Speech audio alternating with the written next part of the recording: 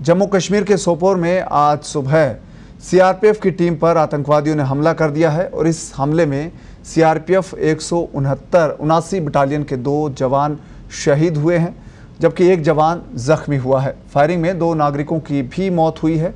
जानकारी के मुताबिक शहीद हुआ एक जवान राजस्थान के सीकर का रहने वाला है और शहीद जवान दीपचंद वर्मा बावड़ी के रहने वाले थे। बताया जाता है कि आतंकवादियों ने घात लगाकर पेट्रोलिंग पार्टी पर हमला किया था और सोपोर के मॉडल टाउन में सीआरपीएफ की नाका पार्टी पर बुधवार को सुबह फायरिंग की गई। आतंकवादियों की ओर से अंधाधुंध फायरिंग में 3 जवान और 2 नागरिक हताहत हो गए थे और 5 को तुरंत हॉस्पिटल में एडमिट करवाया गया। इलाज के दौरान 2 जवान शहीद हो गए और इसके साथ ही 2 नागरिकों की भी मौत हुई है। फिलहाल इलाके में जम्मू कश्मीर पुलिस, सीआरपीएफ और सेना की ओर से सर्च ऑपरेशन चलाया जा रहा है और आतंकवादियों की तलाश की जा रही है। कश्मीर घाटी में सुरक्षा बलों ने आतंकवादियों के सफाई का अभियान चलाया है और इस अभियान के तहत जून के महीने में 48 आतंकवादी मार गिराए गए हैं। इस वजह से आतंकी बौखलाए हुए हैं। बताना चाहूँगा, सवेरे हमारी एक पेट्रोल पार्टी सीआरपीएफ और पुलिस की थी वहाँ पे मॉडल टाउन में। उस पर मिलिटेंट्स ने, जो कि पहले से वहाँ मौजूद थे मस्जिद के अंदर, और उन्होंने पोजीशन लेके रखा था पहले से ही। जैसे ही हमारी पार्टी डिबोर्ड हुए हैं गाड़ी से, तो मिलिटेंट्स ने अंधाधुंध फायरिंग किया है और जिस पे राह चलते हुए लोगों को भी इंजरी हुआ और हमारे सीआरपीएफ के 4 जवान इंजर्ड हुए थे, जिनमें से एक बाद में शहीद हुआ है सर। और एक सिविलियन जो है, जो गाड़ी में था अपने बच्चे के साथ, तो वो कहीं कुपवाड़ा की तरफ, हंडवारा की तरफ जा रहा था रिपोर्टेडली, तो वो भी इस कम हुआ है। वक्त जो हमारी नॉर्मल रूटीन डिप्लॉयमेंट जो जाती है, सीआरपीएफ पुलिस एहलकार जो तैनात हो रहे थे उसी वक्त अचानक जो है मिलिटेंट्स की अटैक हुई और उस अटैक में जो है, जो क्योंकि आप जानते हैं कि कुपवाड़ा श्रीनगर हाईवे है, ये बहुत बिजी रोड है, बहुत मतलब वहाँ पे ओवर ऑक्यूपाइड रहती है। तो उस वक्त जब ये फायरिंग हुई, हमें पता चला, तो जब हम मौके पे पहुँचे तो वहाँ पे काफ़ी डिस्टर्बिंग विजुअल्स हमारे लिए सामने थे। एक तो हमारे जो सीआरपीएफ के 3 जवान जो खून में लथपथ थे, उनको उठाना, और उसके बाद जो है वहाँ पर एक सिविलियन जो है वो भी ज़ख्मी था, उसको भी गोली लग चुकी थी।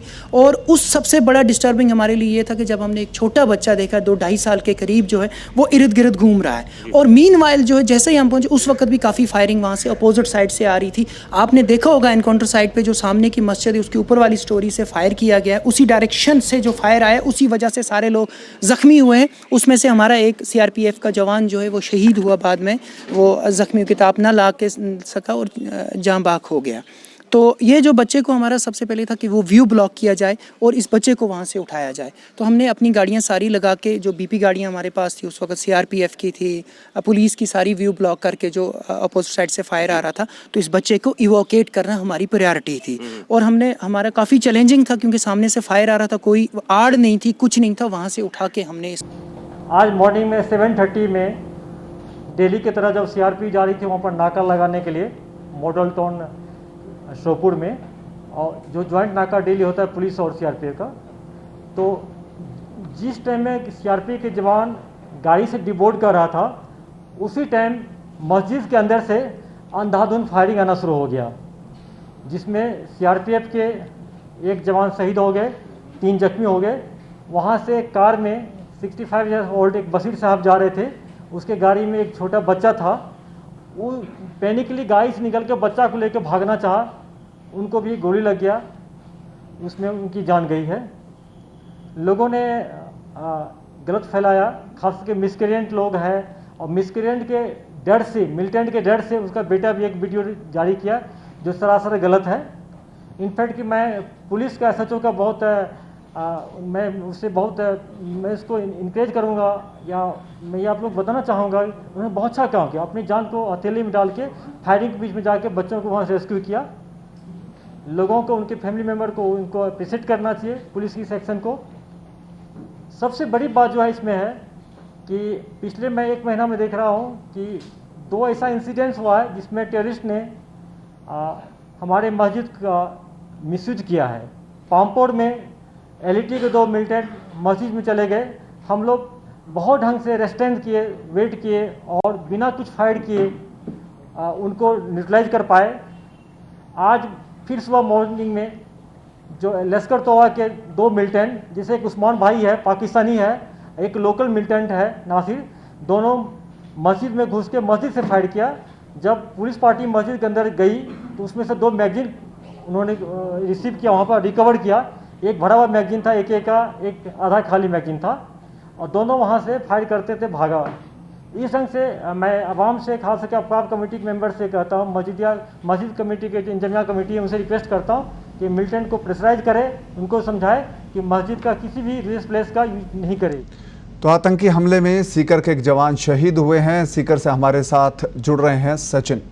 सचिन, सीकर के एक सपूत ने फिर देश की रक्षा में आज अपना बलिदान दिया है। आतंकी हमले में शहीद हुए हैं दीपचंद। तो क्या घर वालों तक सूचना पहुंच गई है? अब क्या आगे रहेगा? कब तक उनकी पार्थिव देह आएगी? जी बिल्कुल पवन, बता दूं कि जम्मू कश्मीर में आज सुबह हुए आतंकी हमले में जिले का एक CRPF का जवान शहीद हो गया है, जो कि 179 बटालियन में तैनात था। बावड़ी जो कि NH 52 पर स्थित है, वहाँ का ये जवान था, दीपचंद वर्मा जिसका नाम है। और जम्मू कश्मीर के सोपोर में जब आज पेट्रोलिंग इनका दल कर रहा था, उस समय आतंकियों ने हमला कर दिया था, जिसमें शहीद हुए हैं। परिवार में इनके जो पत्नी और 3 बच्चे हैं वो अजमेर में जो सेना का क्वार्टर है वहाँ रहते हैं। उन्हें अभी इसकी जानकारी दे दी गई है। इसके अलावा इनका जो परिवार है, इनकी जो माँ है, भाई है और बाकी जो परिवार है वो बावड़ी गांव में रहता है। यहाँ पर भी CRPF की तरफ से ही घर में सूचना दे दी गई है, जिसके बाद से घर में मातम का माहौल है। हालांकि परिवार को इस शहादत पर गर्व भी है। जैसे जैसे लोगों को सूचना मिल रही है, लोग वहाँ घर पे इकट्ठा होना शुरू हो गए हैं और बताया जा रहा है कि शव जो है, पार्थिव देह जो है शहीद का, वो कल सुबह तक आ सकता है और कल ही अंतिम संस्कार हो सकता है। जी पवन जी, तो अब आसपास के जो गांव हैं, लोग हैं, उनकी क्या प्रतिक्रिया है पूरी इस घटना पर? सचिन, देखिए, जैसे ही जवान की शहादत की सूचना मिली, वैसे ही आसपास के जो परिवार के लोग थे वो वहाँ जो शहीद का घर है वहाँ पर पहुंचे और परिजनों को ढांढस बंधाया। उनसे जब हमारे संवाददाता ने बात की तो उनका जो भाव था वो ये था कि जहाँ गर्व था वहाँ गम का भी माहौल था। लोगों को शहादत पर नाज भी था कि गांव का एक जवान जो है वो देश के काम आया है। तो जहाँ पर गर्व का ये भाव था, वहाँ पर गम का भी था कि परिवार का एक सदस्य जो है, गांव का एक जो सदस्य है, वो उसका साथ अब छूट चुका है। पवन, सचिन, दीपचंद के जो शहीद दीपचंद है, उनके परिवार में कौन कौन लोग हैं? क्या जानकारी है आपके पास?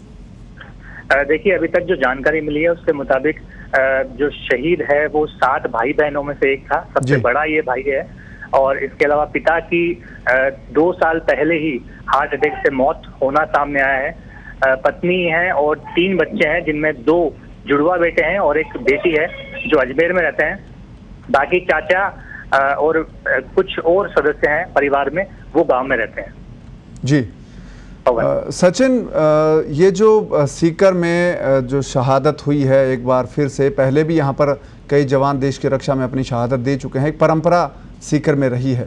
तो सैन्य सम्मान के साथ उनकी अंत्येष्टि होगी। अब तक क्या जानकारी मिली है सेना की तरफ से परिजनों को? क्या अपडेट है उस बारे में?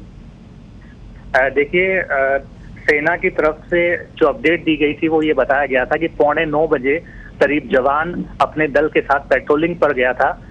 बारामूला जिले का जो सोपोर एरिया है वहां पर इसी दौरान घात लगाकर आतंकी बैठे हुए थे। उन्होंने अचानक हमला बोल दिया। उसमें जवान घायल हो गया था, जिसे सोपोर के आर्मी अस्पताल ले जाया गया। वहां पर कुछ देर तक उपचार चला, लेकिन 9:30 बजे करीब शहीद ने अंतिम सांस ली। और ये जानकारी जैसे ही यहाँ पर सबसे पहले अजमेर में जो उसकी पत्नी और बच्चे हैं उनको दी गई और उसके बाद में गांव में जो चाचा है उनको दी गई। जी पवन, धन्यवाद सचिन इस तमाम जानकारी के लिए।